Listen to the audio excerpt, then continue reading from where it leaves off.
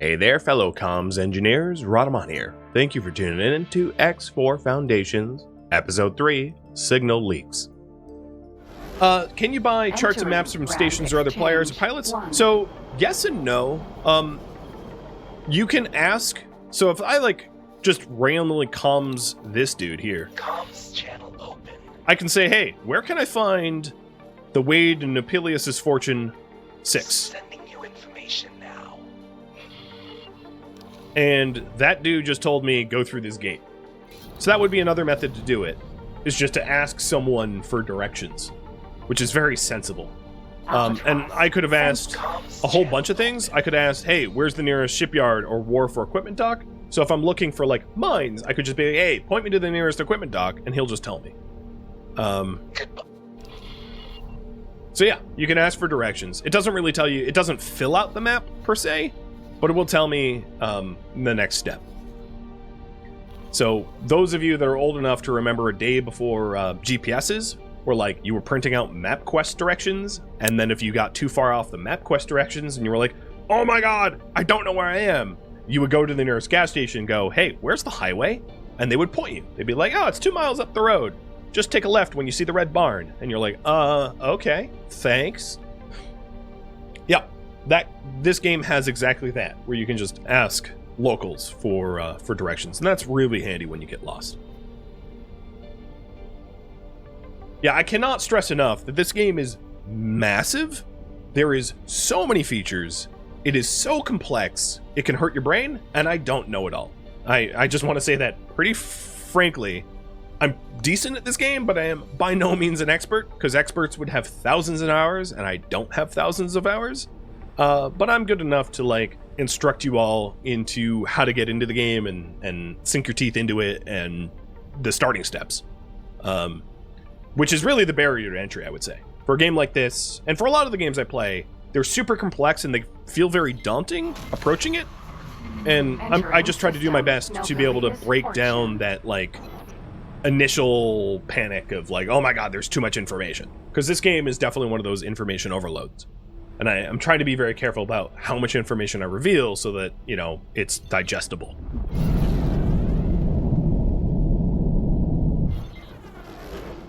Entering Nopalia's Fortune 2. So what I'm doing here is doing control space to turn off my drive assist so I can sort of drift to targets while maintaining my travel drives for momentum. Highway. What I didn't realize is how absolutely far this mission was from where I was. Also, there's a Cock and Xenon raiding party duking it out here. Oh, there's another. So this is another method of transportation, which is a regular highway. So the regular highways can be used by small and medium-sized ships to fast travel within a system. And then sometimes some of the highways will actually lead to gates, so you can go through multiple systems. Well, let's not hit the thing using the highway. If you have a capital ship, quote-unquote large ship, you can't use highways like this. But now, as you can see, I'm moving at kilometers per second, not, oh god, that's an asteroid, not meters per second. And I'm traveling down basically to the end of this highway where the mines want to be laid. Luckily, there are, not really any physics applied when you're traveling this highway, because otherwise my ship would be debris by now. Like this asteroid that would have crushed me. So here is the first instance where this is an unknown sector. So the color here indicates that the Tolati own it. The color here indicates that the Argon Federation own it. Nobody owns Napilius's Fortune. So if I, in order to build, let's say within Argon Federation, I would need a license to be able to build in their space. And I would buy a plot of land, essentially, or plot of space. It's not really land, I suppose. Depending on how close it is to points of interest, close to other stations, highways, superhighways, jump gates, etc., the plot of land will change in price. So if you have it right next to a superhighway, it's going to be a lot more expensive than if it's in the middle of nowhere. And if you don't buy that license, you piss off the faction, and they will most likely blow up your station. Building in unknown stations is free, but it might come with threats. So if Nopilius' Fortune 2 has a lot of hostilities in it, you would need to build a significant amount of defense platforms to be able to keep the stations that you own there from being blown up. But if I, let's say, built an admin center here and set it up with some defenses and all that, I could in turn own Nopilius' Fortune. So at the game start, there's a whole bunch of unknown systems which are unclaimed and can be fun to own. But there's a bit of a land rush, because if you take too much time, for instance, with Nopilius' Fortune, maybe Talati will end up owning it, or Argon Federation will end up owning it. So, sort of a medium-term goal for this series is to try to own a sector, which is positioned in somewhere interesting, not like way out in the deep space. But that means trying to earn a whole bunch of money and then buying or somehow obtaining, without spoiling too much, somehow obtaining the necessary blueprints in order to build an admin center and defense platform and all that stuff. Empty space.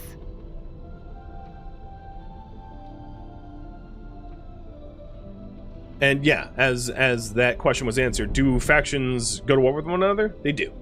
So by default, if I open up my faction information here, the Ka'ak and the Xenon hate everybody and they try to kill everybody, and the Xenon have the Ka'ak are super dangerous. There are not a lot of them, and they don't have giant fleets. The Xenon can crush, so it's quite possible that the Xenon can wipe out an entire sector because they have a lot of fleets and they're very dangerous. The Holy Order of the Pontifex and the is also there's a bit of a civil war going on with the Paranids. So then there are two sides. The God Realm of the Paranid and the Holy Order of the Pontifex are essentially what happened, without getting too far into the lore, is that there was like a gate schism where the connectivity between sectors were broken for a time, and the Paranids got sort of sent into panic where they didn't have a leader, and they created a bunch of splinter factions. And this is true of a lot of other factions. It's also kind of true of the Split to some degree or another. But basically, there's two factions of the Paranids, and you can side with one over the other and go to war with them. And as you can see down here, I can also just declare war on anyone that I want, which would be very stupid for me to do right now, because I'm just one fighter ship, and if anyone rolled up on me, I would get destroyed. But yeah, you, the player, can also declare war, help wars, help factions in their wars, crush other factions. I mean, it's a sandbox game, so if you're strong enough, you could hypothetically wipe out everyone if you wanted to, for the most part. Not that that's honestly that reasonable of a goal, but like, it's also not impossible. So I am sabotaging this scale plate pact factory. So the scale plate pact is it's a crime syndicate, and the mission that I have is to lay mines down here, which is kind of funny. So what I'm going to do is, I'm in the region now. I'm just going to slow drift as I deploy mines. Actually, let me save first, just in case I screwed this up, because you can't, unlike satellites and research probes, you can't pick mines back up. So if I deploy it in the wrong spot, I'm screwed and I have to go pick up more mines. Autopilot. Whoops. Engaged autopilot. Didn't mean to engage autopilot. Well, stop engaging autopilot. Autopilot. Disengaged. All right, there we go. Slower, slower, slower.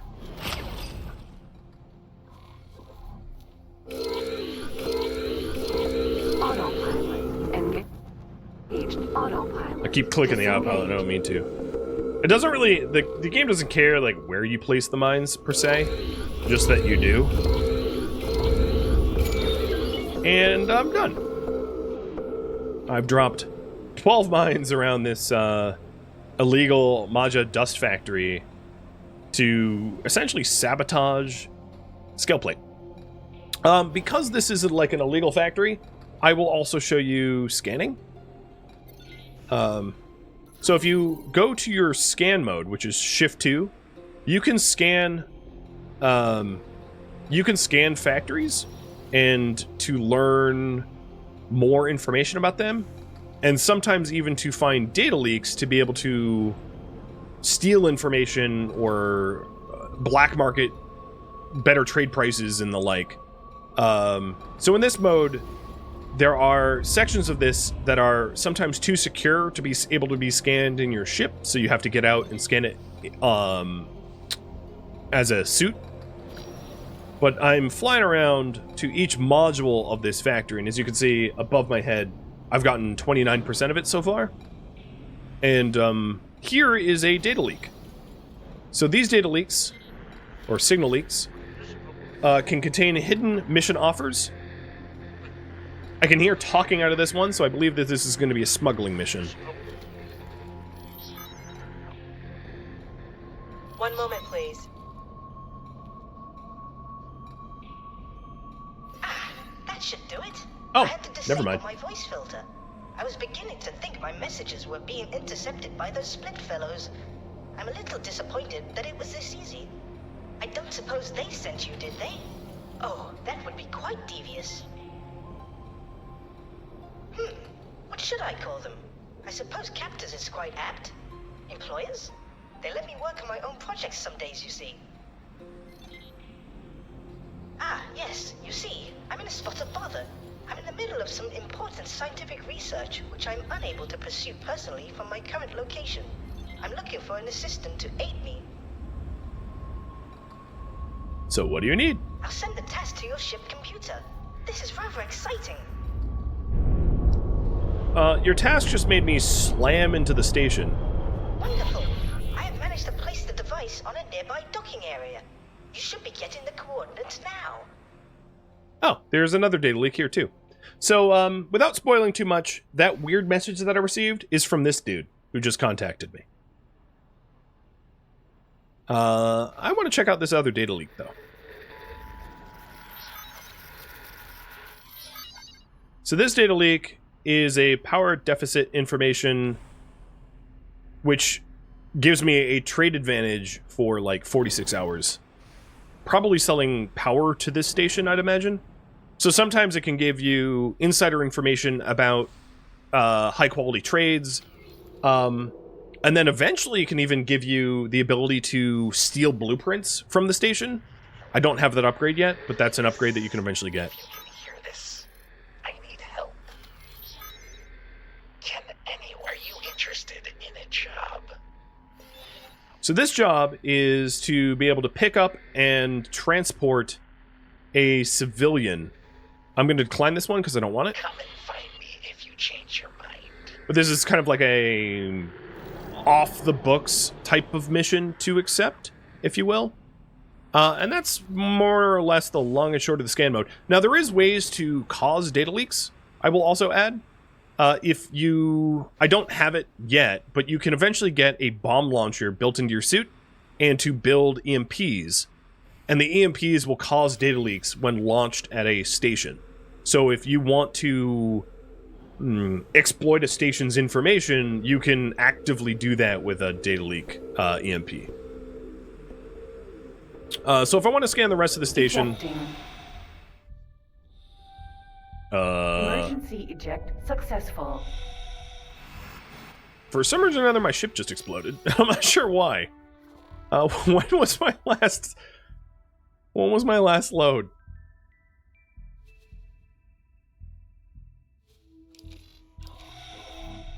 I might have run into my own mines. Yeah, that is quite possible.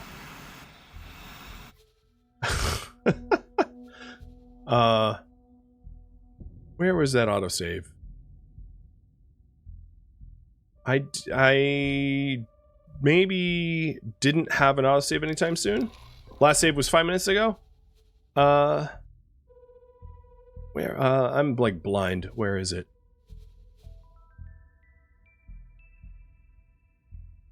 Yeah, I might have forgotten that I like laid a whole bunch of mines around the area, and I probably ran into one. Oh, it happens. As you can see, the starting ship is like so rinky-dink that you get popped like very easy. Which idiot deployed mines around here? It was this idiot. I did have a quick save right before I deployed the mines, so what I should do is I should deploy the mines like in a corner of the station. But I don't think I loaded... Oh, okay. I might have loaded the quick save right after the mines. How much money do I have? Yes, yeah, okay, this was just after the mines. So I think this is right around the time I was showing you the scan mode. So the first data leak that you happen upon is from Bozo.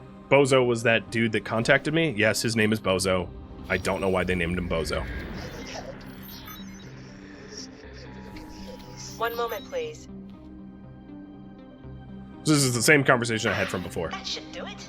I had to disable my voice filter. I was beginning to think my messages were being intercepted by those split fellows. I'm a little disappointed that it was this easy. I don't suppose they sent you, did they? Oh, that would be quite devious. What should I call them? I suppose captors is quite apt. Employers? They let me work on my own projects some days, you see. Ah, yes, you see, I'm in a spot of bother. I'm in the middle of some important scientific research, which I'm unable to pursue personally from my current location. I'm looking for an assistant to aid me. I'll send the task to your ship computer. This is rather exciting. Dock at the station, pick up the interface unit, fly to a scientific area, and achieve life's work. I wasn't really able to read this before because this screen hijacked me as I was like flying into the station and I didn't want to blow up. On a nearby docking area. You should be getting the coordinates now. Alright, so it wants me to dock here and pick up some like sketchy device that was hidden in this docking station. So let's do that. Let's do it for Bozo.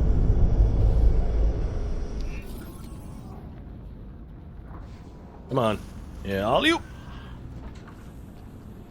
And this is what well, I guess he is a scale plate packed pirate, but you can see the different species. So he's a Paranid, and he's a Talati, and he's a scale plate Talati, and they all have their different skills, and you can hire them and employ them and all that. All right, I picked it up. Very good. I see you have found the device. This will allow me to monitor your activity and perform experiments remotely. Please keep it safe. Oh my! It seems your pulse is elevated. You must be very excited to take part in this expedition. I'm glad. So, shall we begin? I will attempt to direct you in the best way possible. Please be patient with me.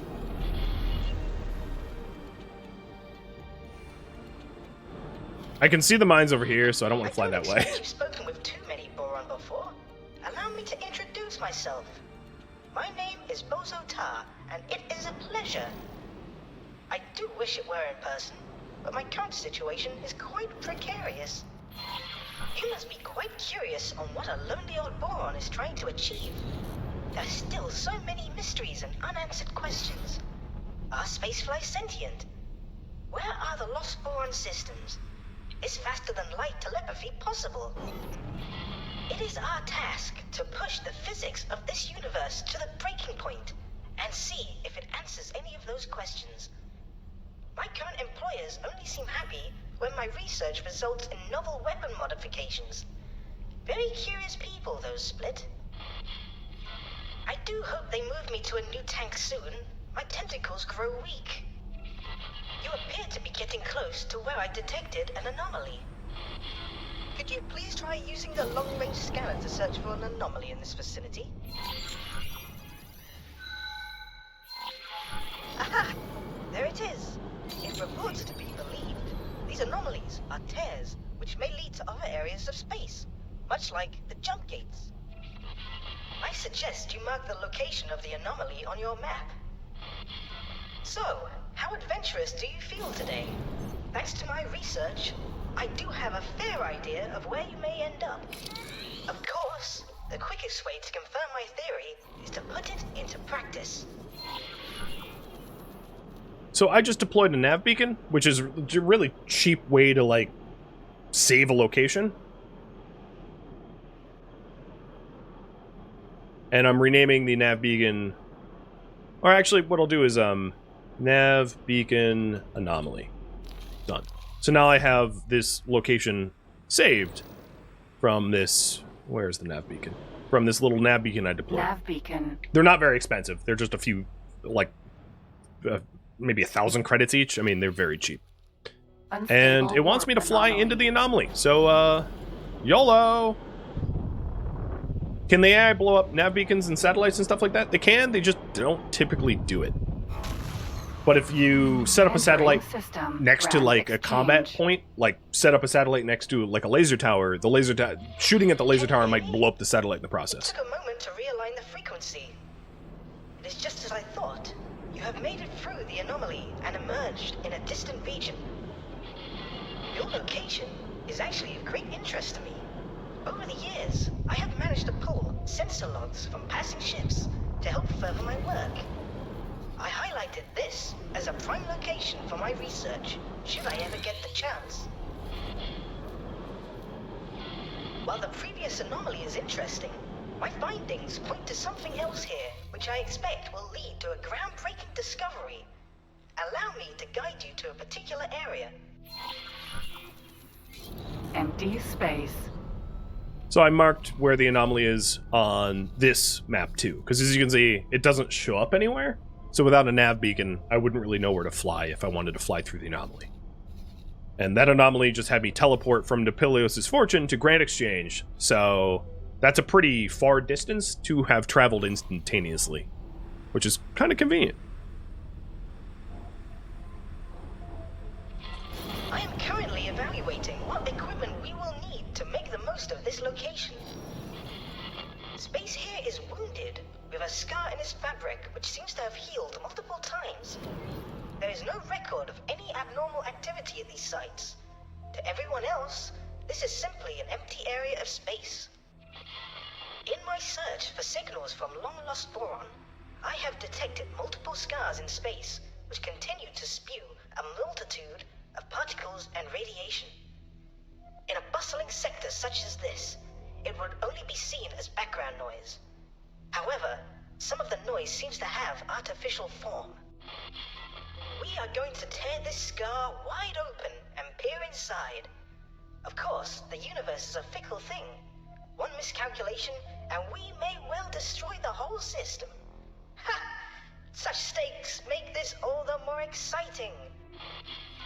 Before we get started, allow me to reimburse you for your help so far. I do hope the Split don't mind me using their credit account to help fund our venture. Okay, he gave me 25k. It's not much, but you know.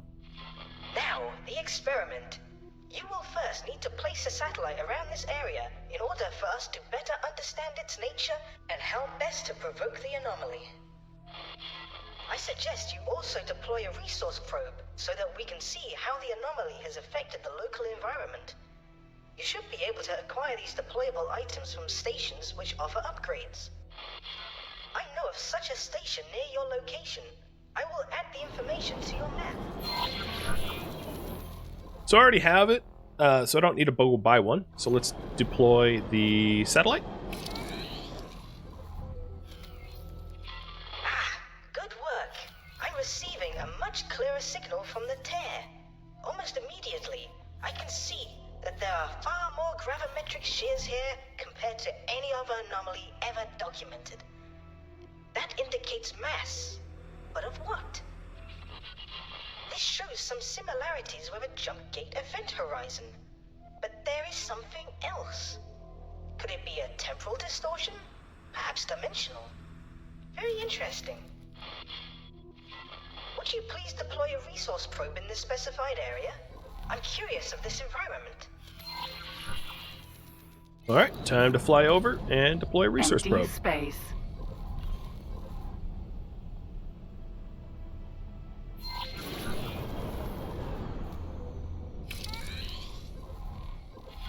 You will now be able to see the yields of the resources in the area, should you wish to extract them. As for our research, mostly ice. It seems that nearby objects are covered in exotic particles, possibly spewed from the anomaly. I hate to be a bother, but I have an idea on how to proceed. We will need a ship to be flown to a very precise location near the anomaly. If we fit the ship with the right equipment, we may be able to open the tear wider and have a better idea of what is on the other side. So, deliver a suitable This will ship. likely end up in the ship's destruction, so I will help cover the expenses of acquiring a new ship for the task. So the ship must contain 3 antimatter cells, and I don't want to be in the ship because it's going to blow up. So I need to go buy a ship and then blow it up. If I message... Let's message this guy. Comms channel open. Where can I find the nearest wharf? Sending you information now. Alright, so the closest Talati wharf is a few hops away. So I'm going to start, I'm going to hit buy ship from him. Buy a small ship. What is the cheapest one? Probably Gilmont? No, maybe the Kestrel's cheaper. Yeah, Kestrel's way cheaper. I think actually the Miner's cheaper than the Kestrel. But I think I'm going to go with the Kestrel. I am going to hook it up with the cheapest equipment possible, because we're just blowing this thing up. So flight assist software, long-range scanner, basic scanner, and a pilot. All in all, this comes out to about 183k. Yeah, no shields, no guns, no nothing. Out of the shopping list. And confirm the order. So now, it will take like 5 minutes, or 25 seconds, and I'm building a ship in the Talati Wharf, and then I need to go buy antimatter cells. 3 antimatter cells for it specifically. So one way to find that is to go to trade here and search antimatter cells. So I don't know where any antimatter cells are being sold nearby, only where it's being bought. So I might need to travel around a little bit to try to figure out where I can buy antimatter cells. But now I actually have a second ship. I have this Kestrel. And I could tell this Kestrel to explore 18 billion, which is the name of the sector. And the pilot in the Kestrel will automatically start exploring 18 billion for stations, for antimatter cells. Because I've played this game before, I know the system that I'm currently in has antimatter cells. So I'm going to draw upon my personal experience to be able to go to an antimatter cell factory and then pick the antimatter cells up from that factory so that I can blow the ship up. So instead of actually, what I could do is I could leave this Kestrel on just like explore, and what it will do is it will just try to fill up the map. But that actually might be fine. While I fly to local stations around me looking for an antimatter cell factory. But yeah, it's very handy to have multiple ships, obviously, especially for like trade and mining, unless you want to do it yourself, because you can tell ships to automatically trade. There's also auto mining and auto trading, so you can tell them to mine a specific area if it's rich with resources, or trade in a local sector if there's a lot of good trade in that sector. You can even set up trade stations. I tend not to, but there's some real value in doing that if that's something you want to do. So you can see my priority is to help Bozo Ta, and I am looking for... Oh, I went the wrong way. I am looking for antimatter factory.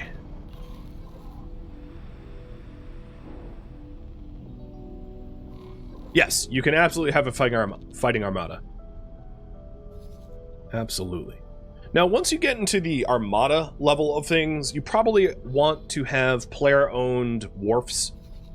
Because if you have a fighting armada, outfitting many ships, equipping ships from AI-owned wharfs can take a lot of time and resources, and you can't necessarily stockpile those resources. So for instance, if I wanted a player armada of all Talati ships from the wharf, I'm kind of relying upon the supply and demand of that wharf, and I don't control that myself.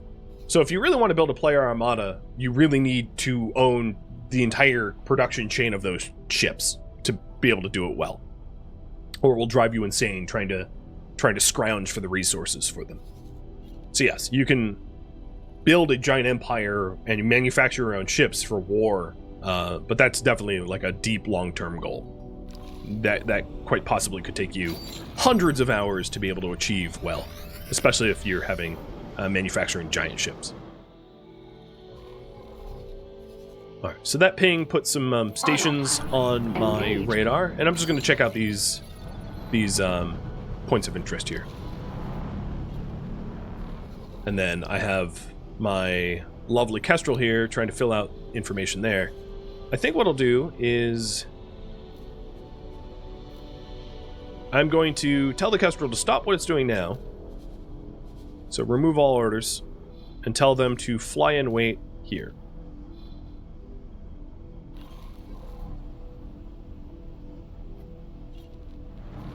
So I have the ship that we need to blow up, but I don't have the antimatter cells. And I'm just, Autopilot. Disengage. Fly around until I find an antimatter cell factory. So that's what I'm looking for now.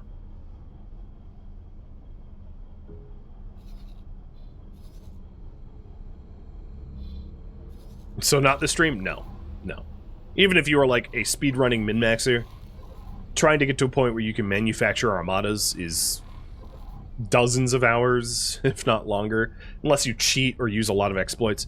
There are some, so what I'll mention is, it's just a personal rule of mine. There are some, like, derelict ships that you can claim that are worth, like, millions, which would give you a big jump start. There aren't tons of them, but I don't want to use them because they're in static positions, meaning that if you know where they are, you can just, like, beeline to those ships, claim those ships, sell them, and then start the game with, like, millions of dollars or millions of credits, and it's kind of cheese, which is why I'm not considering it. It's not what, like, typical play will even look like. And it sort of shortcuts a lot of the early game in maybe not such a good way.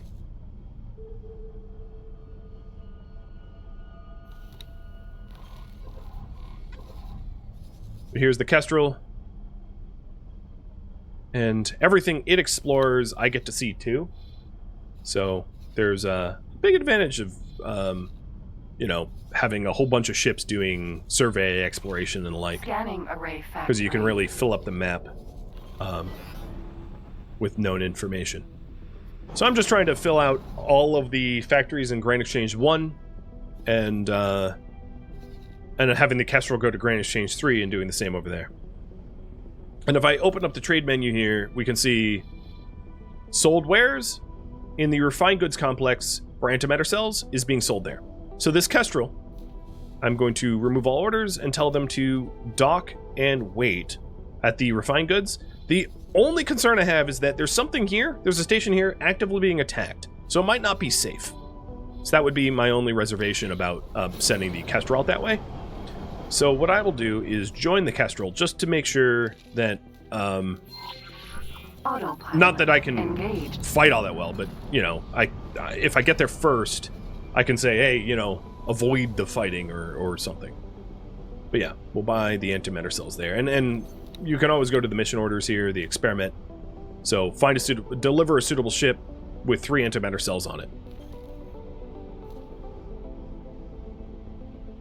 And it's saying the nearest factory for antimatter cells is the Slotty Refined Goods Complex. Which I think might be this one? That I had already found myself.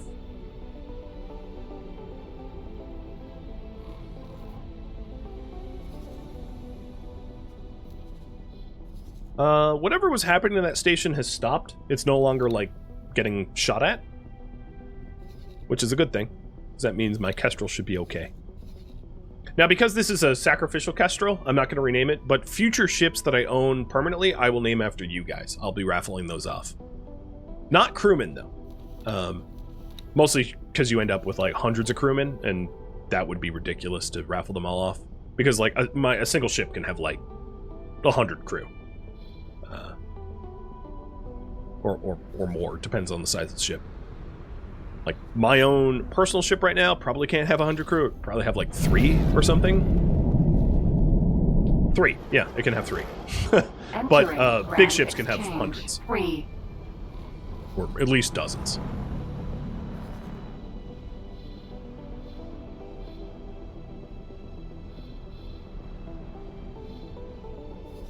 Okay. Yeah, there was a lot happening here.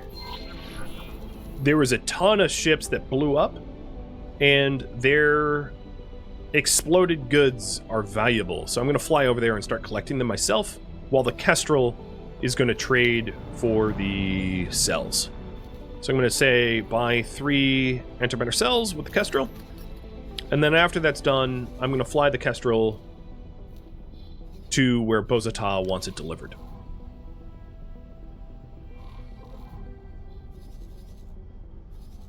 So some of the more valuable items here would be the spacefly eggs. They're kind of legal, but like I don't care. And yeah, there's a lot of this is like crafting items. And you can get crafting items by blowing up other ships. Also, like if you blow up, like for instance, if I blow up this Talati water trader, it would piss off the Talati, obviously. But if it had water in it, I would be able to steal the water that's in it. So like piracy is a thing, but there's a rep loss for blowing up, you know, non-hostile ships. Even hostile ships is a rep loss. You know, so if I if I look at my own faction, like I'm sort of pseudo-hostile with the Holy Order of the Pontifex or the Terran Protectorate or the Dire Patriarchy, but if I open fire on them, our relation is just going to get worse. Obviously. Alright, so this Kestrel has 3 antimatter cells, and I probably don't want it to go all the way to the quest destination because I want to be present for it, but I can click and drag its fly and wait orders. So I'm going to have it fly and wait like next to the engine part factory. Most of the factories have defensive capabilities. They'll have like defensive turrets. So if you have a ship idling, like especially this Kestrel that doesn't have weapons, it's probably safest for it to idle next to a station or docked with the station. Would make it even, you know, impossible to blow up unless the station went up too. So I could also tell it to dock and wait at the engine parts factory. Or dock and wait at the Claytronics or something like that. So the random goods that you can find off salvage do decay over time. So I didn't necessarily get here in time for some of the nicer stuff. But there is still goods here to be picked up, which could help to... The hell did I just walk into? Ammunition container. Oh, I like blew up an ammo container.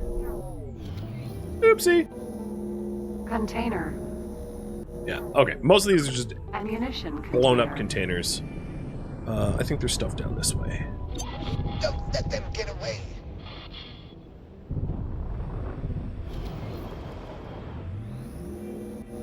So I'm not sure who was fighting what, but yeah, there's some Container. missiles and craft goods here for me to pick up.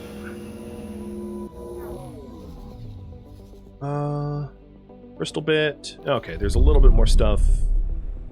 Where is it? I'll just select. Oh, no, it just decayed out. It's gone.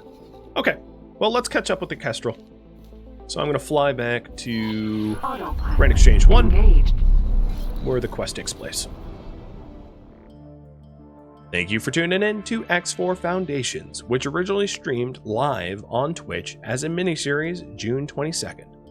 Because this was streamed live as a miniseries, feedback cannot be incorporated, and I've also asked for no spoilers or backseating, so if you could avoid that in the comments, that would be great. If you would like to catch a live stream of mine, Rhadamant.com has my stream schedule and countdown timers to upcoming streams, as well as a link to Twitch. If you would like to join my online gaming community on Discord, Rhadamant.com also has a link to that as well. Thank you so very much for watching, and a special thank you to my Twitch subscribers, Patreon patrons, and the people that turned out to the miniseries, as well as viewers like you that support the channel and made it all the way to the credits. So thank you so very much. I hope to catch you next episode or an upcoming stream of mine. Farewell, my fellow pilots.